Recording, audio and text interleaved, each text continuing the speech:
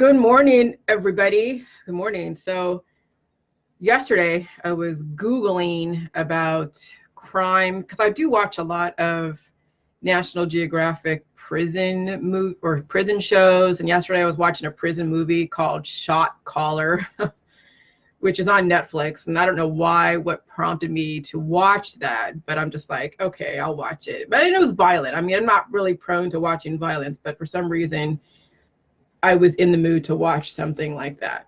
But I also gravitate to watching a lot of the MSNBC, like Hard Time and all that, because it is pure Darwinism. Like the prison yard is pure Darwinism. Like watching actual humans who are living strictly, hey, Ron, Gary, and everybody, who are living strictly from their hormones based upon whatever state they're in.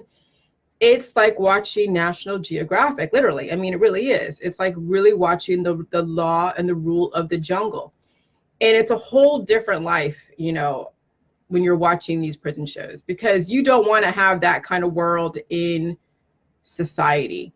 But the prison system is like taking us back to when we didn't have an infrastructure to support all the different types of people. So it is kill or be killed. It is pure Darwinism. It is the survival of the fittest. And that movie, Shot Caller, is about a guy that was an upstanding guy, but made a mistake. He drunk drived, and he was put as an example of having a very harsh punishment because he drunk drive and then he killed somebody. Somebody died because of his actions. And so the state wanted to make an example out of him. And he went to jail for like 4 years, and then he had to survive. And when you had to survive, he had to go and beat somebody up, and because they basically, like, they raped him, I think, in the prison. And then someone tried to, in the yard, they called him out, and he went and beat somebody up. And then he was brought into the Aryan Brotherhood in the yard, because you have to align with somebody to protect yourself or you die. Okay. And so then he got into the gang life, and then right there he then ended up finally doing life in prison because he assimilated to the prison culture. And so it's just like, I'm thinking like, these, and then we're thinking like, is it mental illness? Is it, what is it? And I'm thinking, when I was looking up what the association to criminal activity and mental illness, actually the victims are the ones that are being perpetrated upon. They are the ones, the mentally ill are actually the victims of our society. And I looked it up on NCBI because I'm thinking, is there a connection between mentally ill and criminal activity? And that is a bias that they use in the criminal justice system because they don't know how to categorize these people. And what it is, this is my theory about why people end up in the prison system, or why they even flirt with the prison system in their early years, and that is immaturity. When you're growing up and maybe you don't have the right representation or the right role models and the right guidance, or there's such misaligned energies in the household, and you still have predispositions that you have to deal with, people are going to act out if that is their biochemistry at the time. And then you still got to learn you still got to learn how to get along with your peers and get along with everybody else. And maybe, some people have a very good guidance and they're able to kind of stay within the confines, and then they break out later on down the road. It all just depends. I mean, you've seen it where somebody was like an exemplary child and they ended up doing some bad stuff in their adulthood, and then vice versa. They end up doing bad stuff in their childhood, not bad stuff, but bad stuff relative to their environment, and then they end up doing really good stuff. And so it's such a trip. So then I'm looking at, what is it? It is immaturity. And then if you do a crime or get involved in something that has major repercussions, that you were in the wrong place, wrong time, or you got involved with someone that, that was a bit more aggressive than you are because they had issues and they haven't grown up, and it's a lot of males as well as females. then you end up doing hard time, and then you end up trying to survive, which then ends you up doing more hard time because you had to survive, because you had to break the law by killing somebody or something. And that's what happened to that guy, where he ended up just having to assimilate forever into the system, to where now he is the one that makes the calls. So and then the system tries to figure out how to, because you're locked up all day long, and they try to figure out, okay, they exhibit characteristics of some kind of mental illness, and then they diagnose them. And that's where you see, I guess, according to that NCBI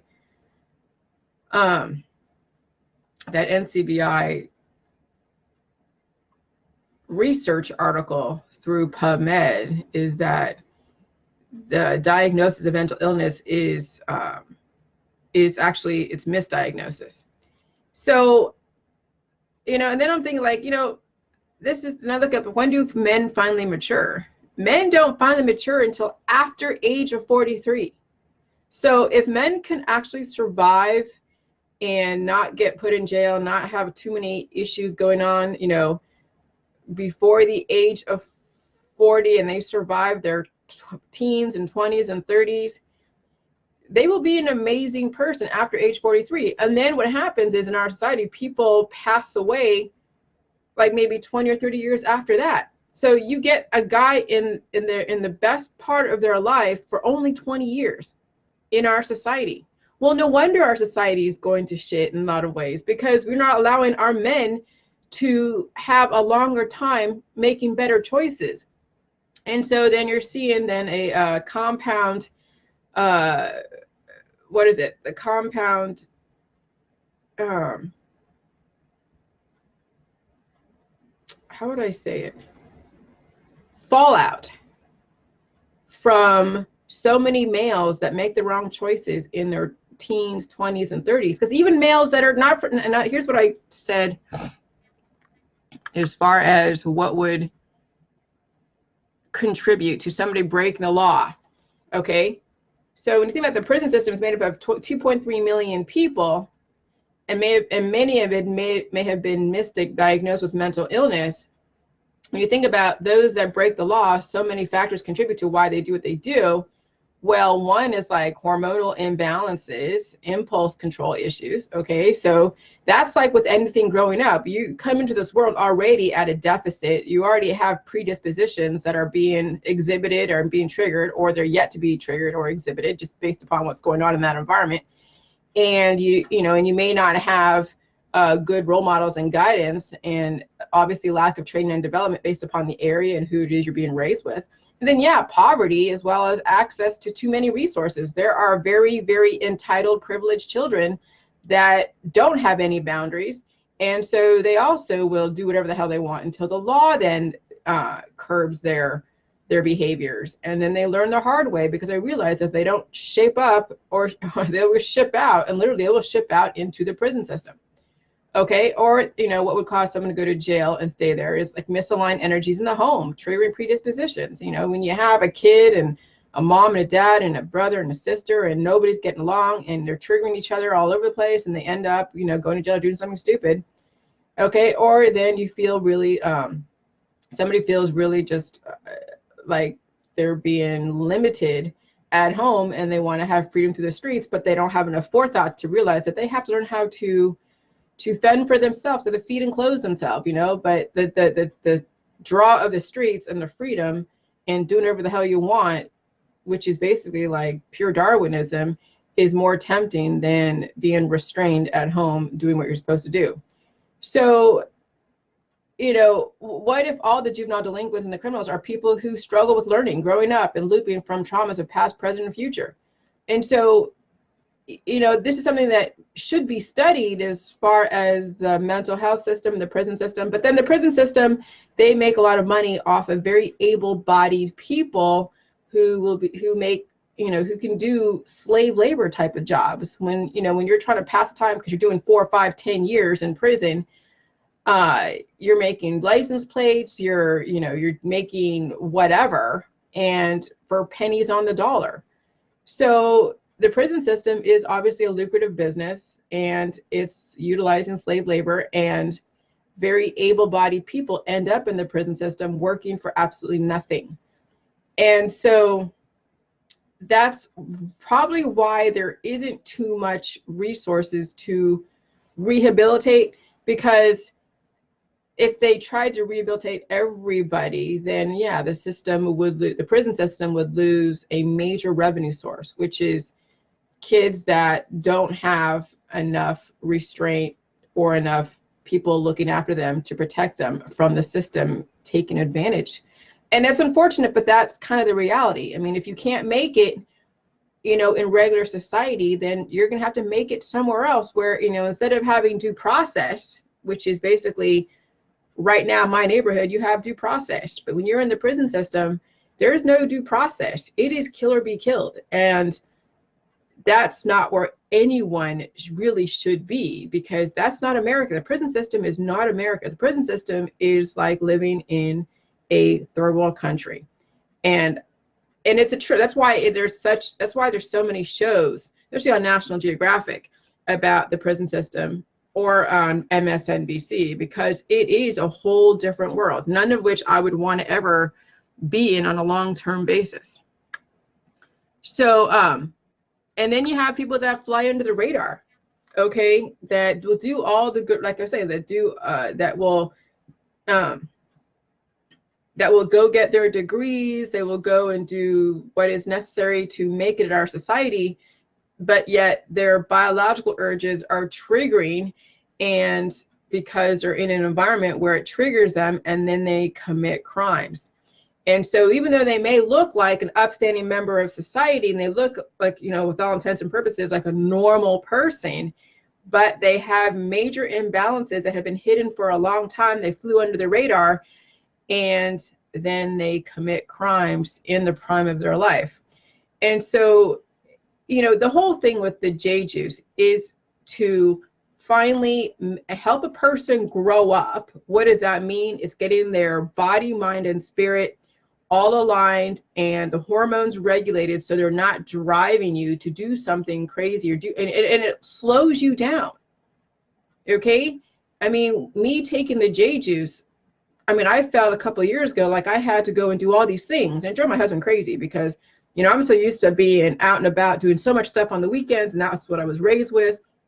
Was every weekend we did something, experienced something, and explored something. And, I missed that in my childhood. And I wanted to kind of I wanted to bring that back up again with my relationship. But then, my husband isn't like that. I mean, he goes and does the truck driving on the week, during the week. So he wants to chill out at home.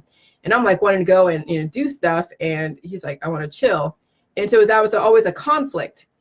And so now I'm just like, I have plenty of time and take everything, and so the J juice calmed me down from wanting to go, thinking that I only had a little bit of time on this earth to go and see everything that there is to see. I'm in Ohio. My God, I haven't seen Columbus. I haven't seen Cincinnati. I haven't seen Toledo. There's so many places in Ohio that I would love to go and check out. But I have and there's no place in the world I want to go and check out. But I have plenty of time. And so because when you think about it, 40, 50, 60, 100 years on this earth is really not enough time. And that is what's wrong with our society, is that we are getting the fallout of people who are not living to their potential, because they're passing away right at the time where they actually are maturing and becoming the best at who they are and making the right choices. And then maybe like as soon as they grow, like when you're at age 43, what is it?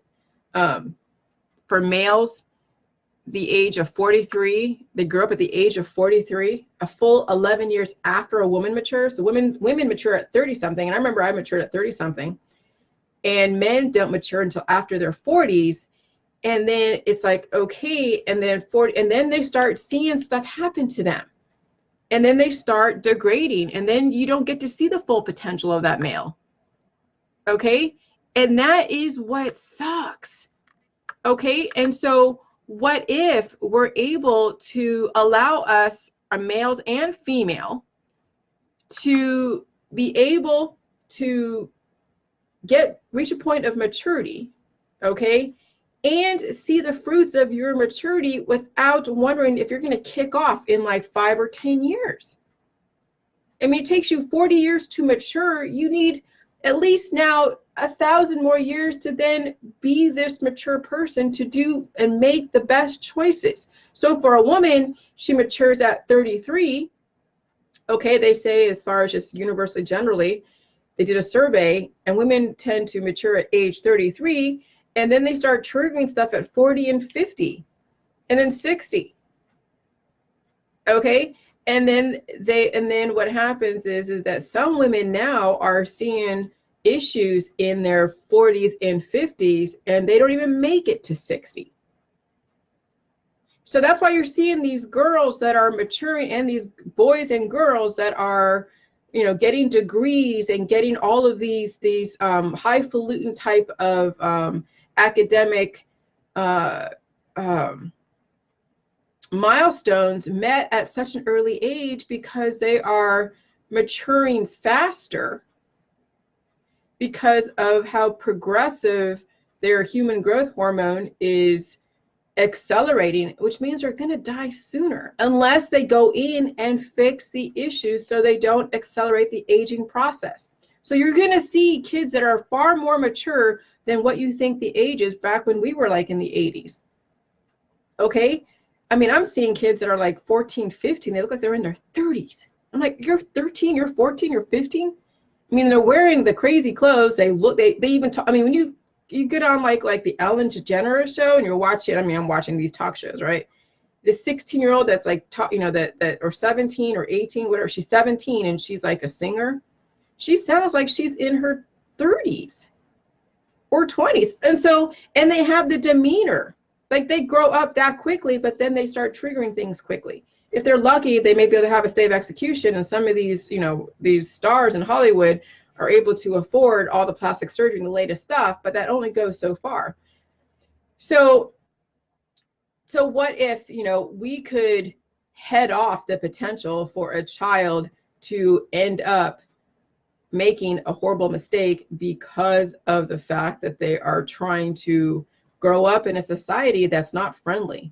Okay, when you think that society is not friendly, and it sucks that some kids don't have the parents that understand health, because when it comes down to it, health is wealth. When your child is not healthy in body, mind, and spirit, they're going to have a hard time applying themselves. They're going to have a hard time assimilating to an environment that has a very specific protocol as far as paths and progression to maturity to make it in society. And so that's, you know, and so this is why I really, you know, I would love parents to find a way to get this protocol in their kids, because I'm telling you, I know some of the kids don't want to taste it. They don't like it. But remember, their predispositions are going to be triggering. You know what you suffered. You know what you suffered in your life. Your kid's going to be suffering that too, if not sooner, but later. Okay? And you don't know how that's going to manifest and when it's going to trigger, and then who's going to be taken down with them. I mean, there's so many variables and so many unknowns when it comes to the next generation and how their hormones and how their predispositions are going to trigger. You want to head that off before it becomes a problem. Okay? And yeah, some of these kids do run families. They are the ones that say, no, you're not going to do this. You're not going to do that. I'm not going to eat this. I'm not going to eat that. And yeah, you can get away with that for a little bit. But I'm telling you, it's harder as they get older, you know, as far as getting the J juice.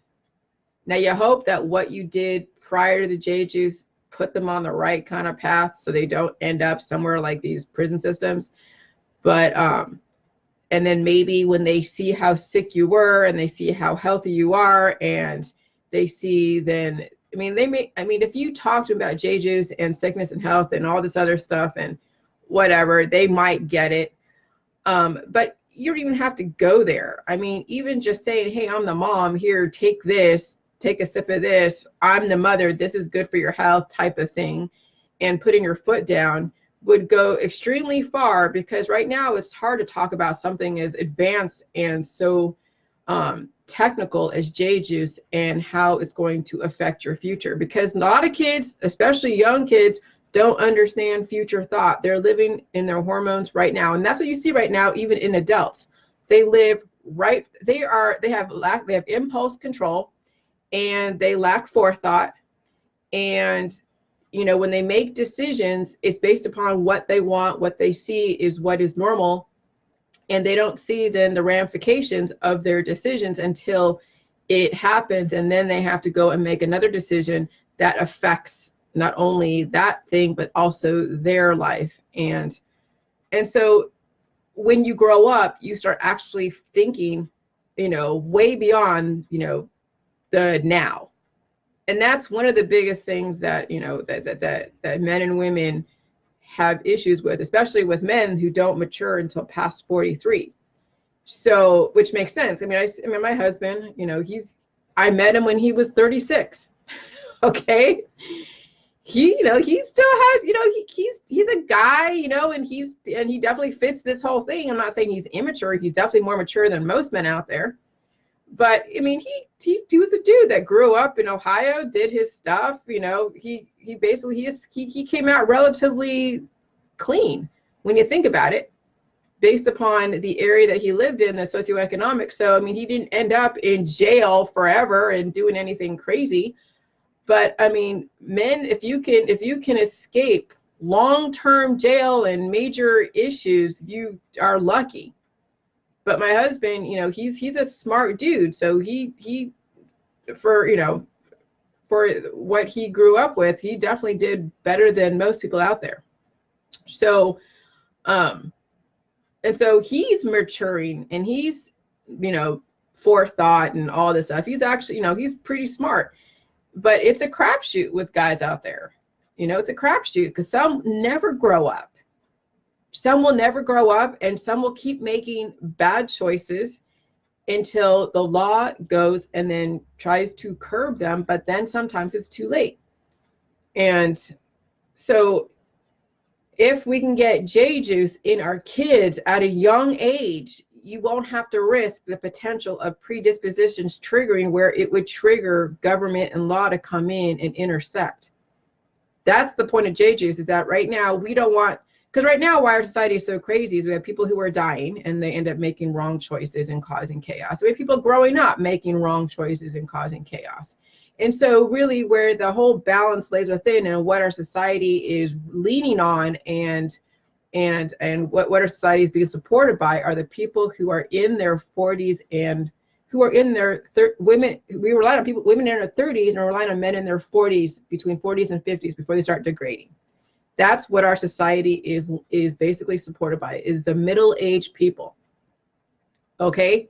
And what if we had a lot of middle-aged people, and not, 1/3 of society is growing up and 1/3 of society is dying? What if everybody was balanced, and they weren't reproducing, and they weren't dying, and we were all very well balanced in body, mind, and spirit, making the right choices? We wouldn't have to have all these crazy agencies, or thoughts of war and all these. I mean, I'm telling you, that is what I think. I think Jilly Juice would definitely fix the problem of criminal activity, as well as kids making the wrong choices as they grow up. Because when you can just, especially, well, here's the thing too. When you notice that your kid is applying themselves, and they're in a school that kids are out of control, and they're bullying and all of that stuff, you take that kid out of that environment, and you homeschool them, or you put them in a different school system. We have a lot of parents that don't even know that their kids are being bullied, and their kid is suffering, and then the school environment shapes them, and then kids end up either being a bully, or are bullied, or they commit suicide. Okay. And that shouldn't ever be the three outcomes when it comes to kids going to school with other kids that you have no idea how they're being raised. And so it's so I offer you guys in the J Juice community to really pay attention to your children, to really seriously pay attention to your children, to pay attention to yourself, to give you some clarity and some forethought to understand that your kid is going to be triggering your predispositions, is going to end up in a very predictable place the way our society is, because I'm telling you, everything is being automated. A lot of things are being automated. It's already competitive as far as jobs. And so what is your child going to do in the future when it's so severely competitive? And so those of you that have been introduced to J-Juice, you have an edge on everybody. But you have to do the protocol to do it. You gotta have to have that edge. When you think about, if I right now could go back to school and study something, I mean, I could, but I can't afford it, and I do have student loans. So, but not that I could. I mean, I could probably go to school and then put the student loans off yet again. But yeah, I mean, at this point, if I felt I need to go to school and get some kind of degree for whatever, I could actually sit and apply myself and take me back to childhood with the J-Juice. It would be a whole different ball game growing up with the J-Juice. Now, the environment of my school would actually have to be supportive to something like that, because if the teacher is busy disciplining 35 kids out of 40, there's no way that's going to be an educational environment. There's no freaking way. So even though your kid may be very well balanced and applying themselves, they could be in an environment where it doesn't offer anything but just chaos, where, yeah, it's like, it's like pure Darwinism in the schoolyard. And that's what happens too in the schoolyard, no different than the prison yard. It is pure Darwinism. I mean, I remember when in school, when kids were bullying me and all that stuff, and yeah, you can tell the teacher and your parents, but I mean, back then it happened, but believe me, it's not as bad as it is today. It really isn't. So yeah, you got to give your kids a half a chance. I mean, that's where the future lies, within the parents who understand and how to teach their children. Okay. And so we need to get the J-Juice in our kids so they don't end up down that road. And there's only so much love you can give to a child, but when their hormones kick in and their predispositions kick in, you've lost control. And then it's the system that has to be the one to say, okay, you need to do this, this, this, this, and this. And you don't want the system to be then raising your child. You want to be able to raise your child in such a way. So yeah, I mean, that's why I impress upon everyone about the J-Juice, because it definitely, let me tell you, if I had a child and I knew my hormonal history, I knew my kid is going to be in for my issues. I knew it. So I want to head off and resolve those issues right at the get-go.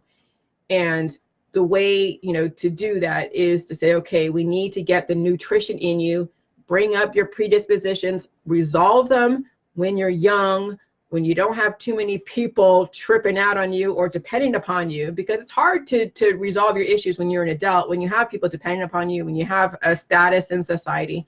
It's hard to change your biochemistry when you have all your things in place. So if you can give your kids a leg up and an edge in this society full of people who are completely out of whack, not mature, not making the right choices, are triggering predispositions, you are going to come out that much better against all of your counterparts. Now also too, you're competing with CRISPR kids too. Now you're also competing with designer babies. Okay, there are designer babies where, yes, they have more maturity and more focus in their mind, but their body and their spirit are a little bit cattywampus. Okay, which means that that's the whole thing with the right brain, left brain, and why we have one half, or part of society that is very artistic, and the other part is very logical. And so it's a way in which their strengths are manifested based upon their imbalances, and that's how they then figure out what jobs would be appropriate for you, as well as what subject matters are appropriate. But what if you could get your kids body, mind, and spirit well balanced? What does that mean? Where your left brain and your right brain are actually merged together, and you can see big picture as well as details, and you're able to flow between the two fluidly. to where you can see all aspects and understand all aspects of yourself, which then will help you understand society as a whole, which will then help it make it easier for you to study certain subject matters that interest you to then help the future of humanity. And so where does it start out? It starts out with kids, but also adults. But right now we have adults that can't even get themselves well balanced, much less their children. I mean, it does start with the adult first. Somebody asked me, like, what do you do? You know, I have a kid has autism. And what would you do? They were asking kind of an open-ended question. And I'm just like, I know what you're asking, whether or not the J juice is going to reverse the autism. But first, you as a parent must do the diligence to understand what you are in for as far as the healing process, because that is what your kid's going to be experiencing. And you got to know what your kid's going to experience based upon what you experience, because that's what they're, I mean, you're going to have waterfalls, you're going to have things come to surface, and it's going to be painful. And, you know, it's something that you're going to have to see if it's appropriate. And it's not always appropriate for people because they don't want to deal with the healing process, much less in themselves, much less have to deal with that with their kid, because who knows, they could be in a joint custody type of thing and the father isn't on board and the father is whatever. So it's one of those things where you're going to have to figure out if it's appropriate. And is the J juice appropriate for autism? Of course, every single issue a person experiences. And this is what I posted a couple posts below on my Facebook about J juice waking up nerves. Okay. J juice waking up things that have been asleep for years, predispositions for years. And so, yeah, ALS, paraplegic, quadriplegic, all of that could potentially be addressed and reversed. I mean, you're going to have to feel pain. That's the whole point.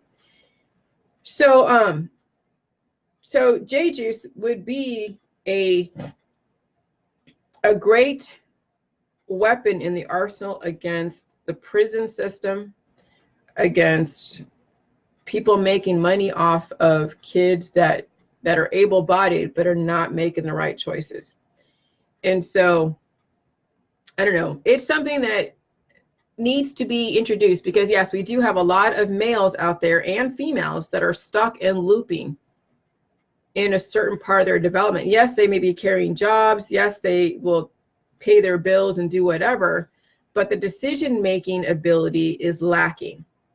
And when you are stuck at a certain growth process, you're stuck at a certain point in your growth process and you're looping and you're not really improving or developing at a level that would have you make better choices, so you're not always struggling or bitching about your circumstances or whatever, or reacting, then it's like, if you can do a whole lot better.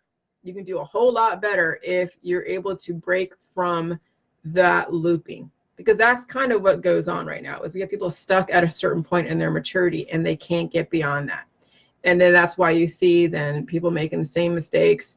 They're always in the same position and they're looping and they're stagnant in their progression. And then, you know, this is where marriages fail. This is where relationships fail.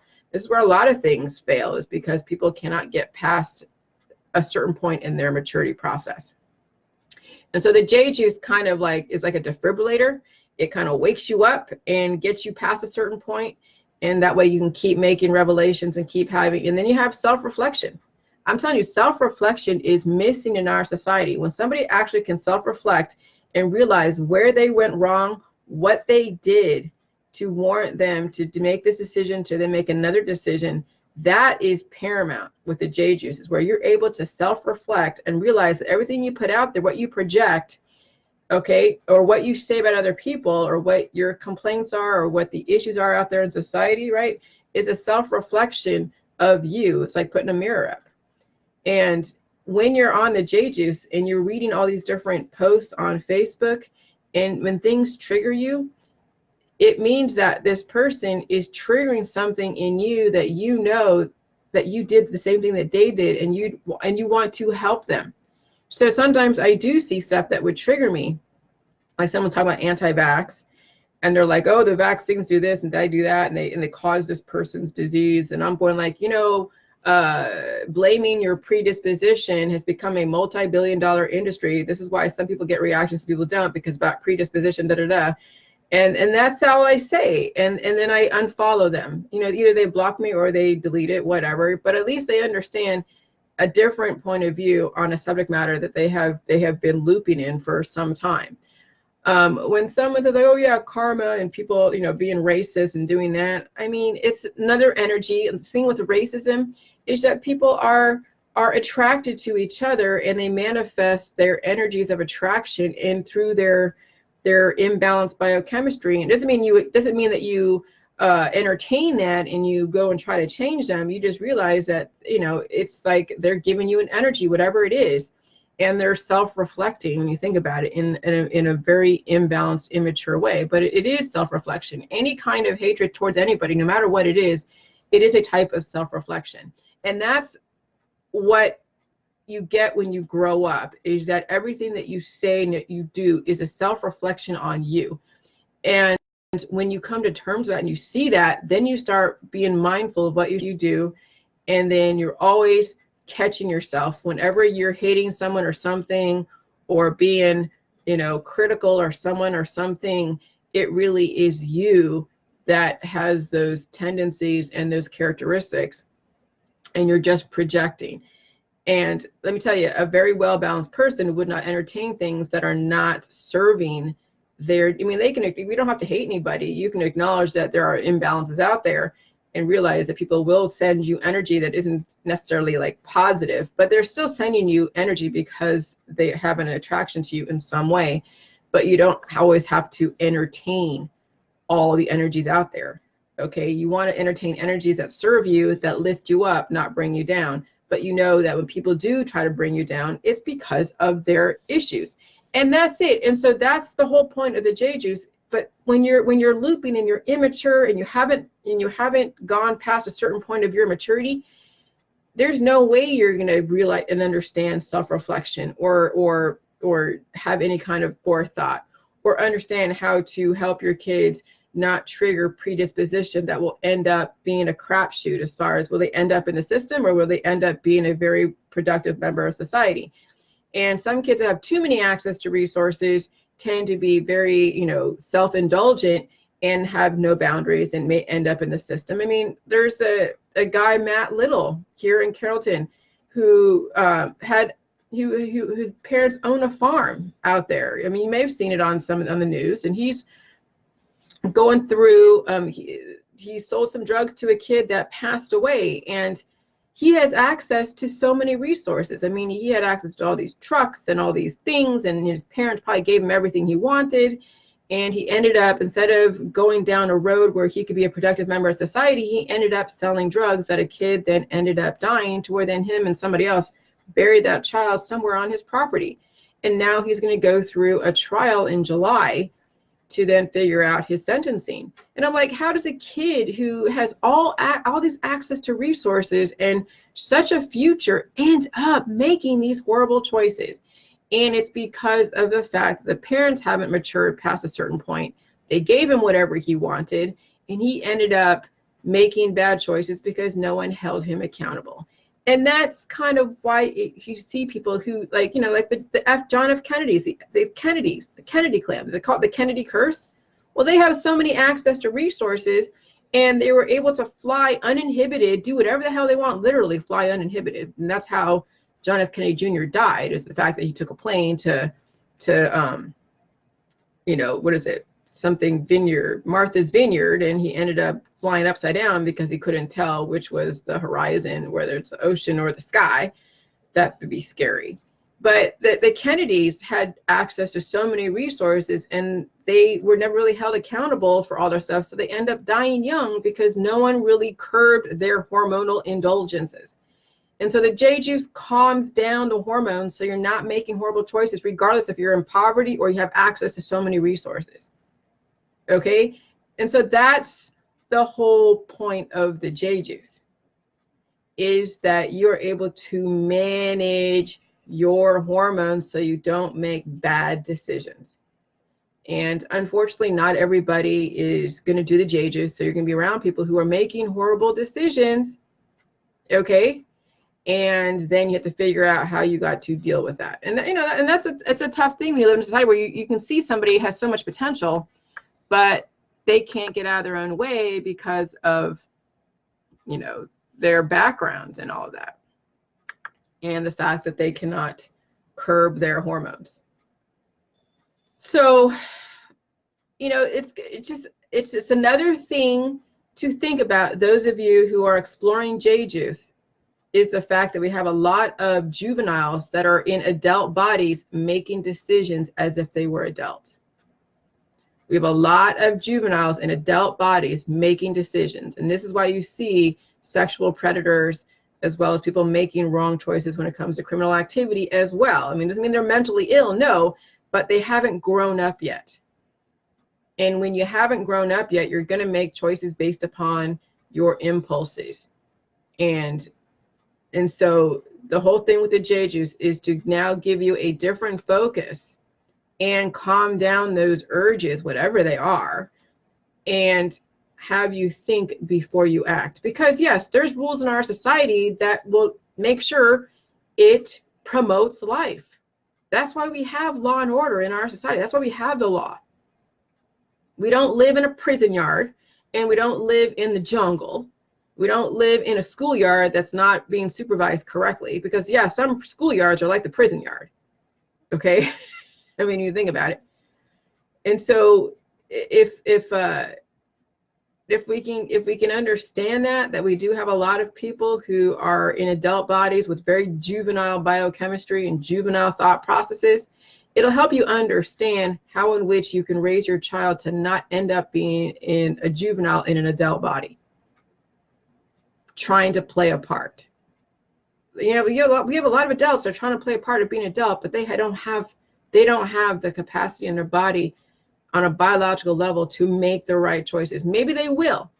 Maybe when they hit 43, they might reach that age of maturity, but you hope that some other disease doesn't come in and destroy them. Okay, and that's what's unfortunate, is that when men finally mature in our society, death is not too far along, and that sucks.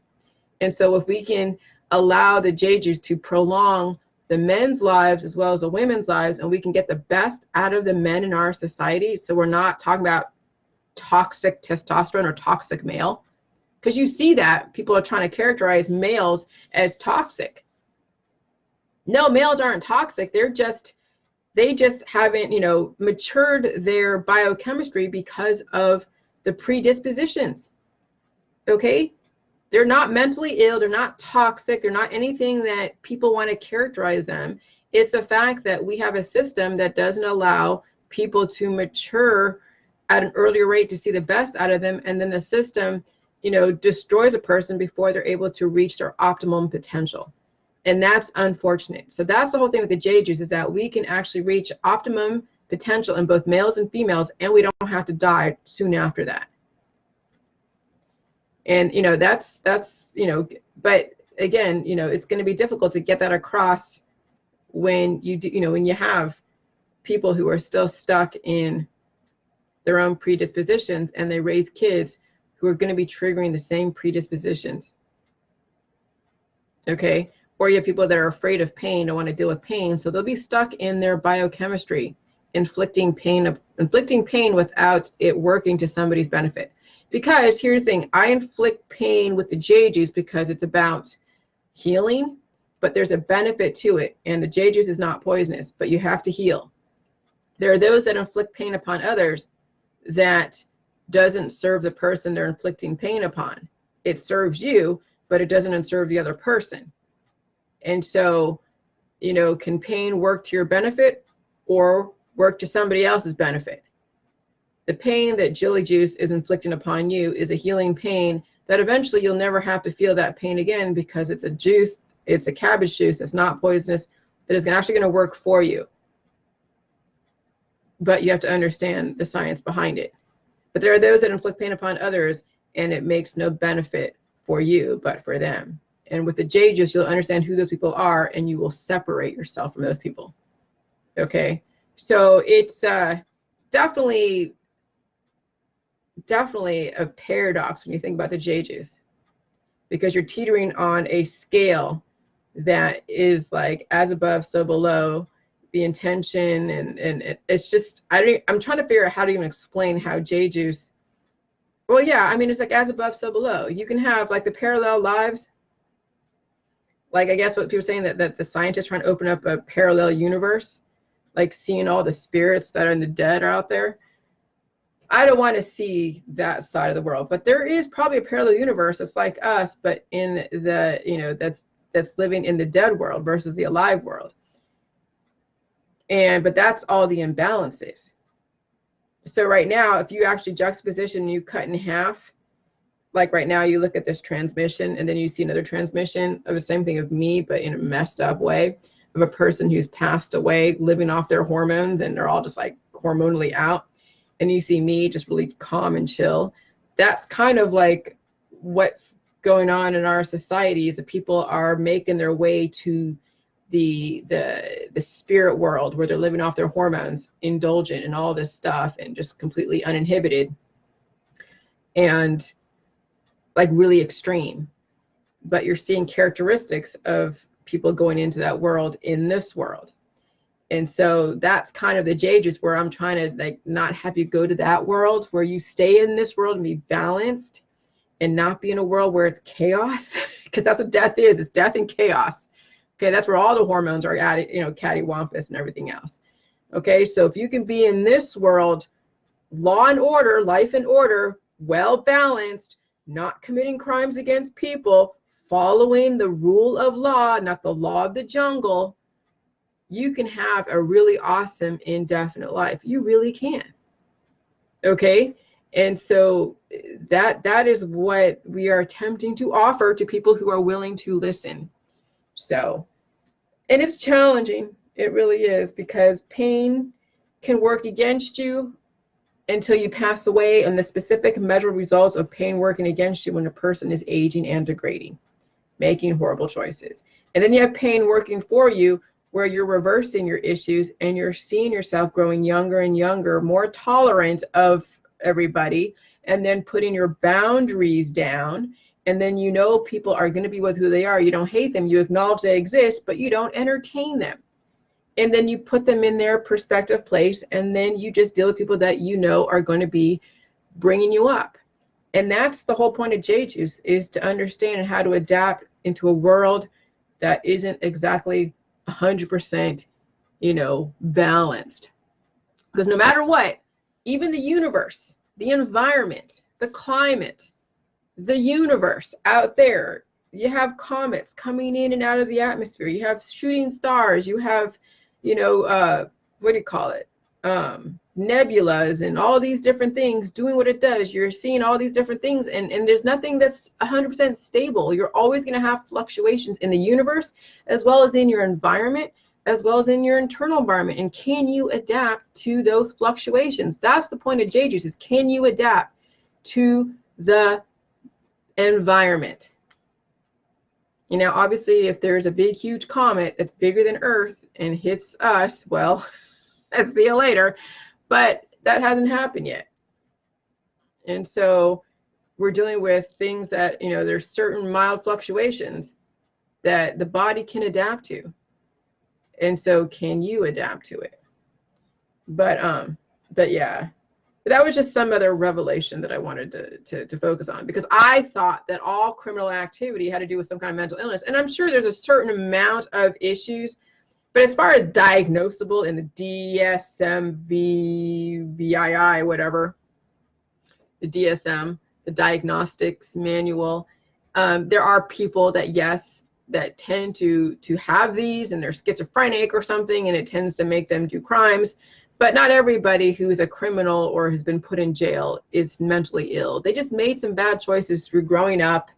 And even when you're 30 or 40, when they say men don't mature until well past their 40s, you're like, damn. So yeah, it's probably why girls that are young are attracted to older guys, because the guys their age are not mature. And then you have this whole thing with, you know, the pedophilia stuff, and you're like, oh my God. So it makes sense. It really does. why girls go after, and I did date people that are older than me when I was younger, in my 20s. I did date 30-year-olds. So they were still young and immature, but they were older than the guys my age. But then if you're like 18 dating a 50-year-old, then that looks kind of weird. But that's probably when it's the best time for a young girl who sees something for herself, doesn't want to deal with the immaturity of the boys, so she dates a 50-year-old. But then it looks weird. It looks like she's a gold digger. But no, she wants to date someone that knows who he is, that's mature, makes the right choices, but it looks weird in our society. And so that's just kind of the paradox that even girls in our society have to deal with, is the fact that they have really nothing to choose from in their 20s. And then they get pregnant, and then they deal with all that, and then it becomes the whole thing. So just some insights that I want to offer, and do what you will with it. But all right, you guys, have a good day. Bye.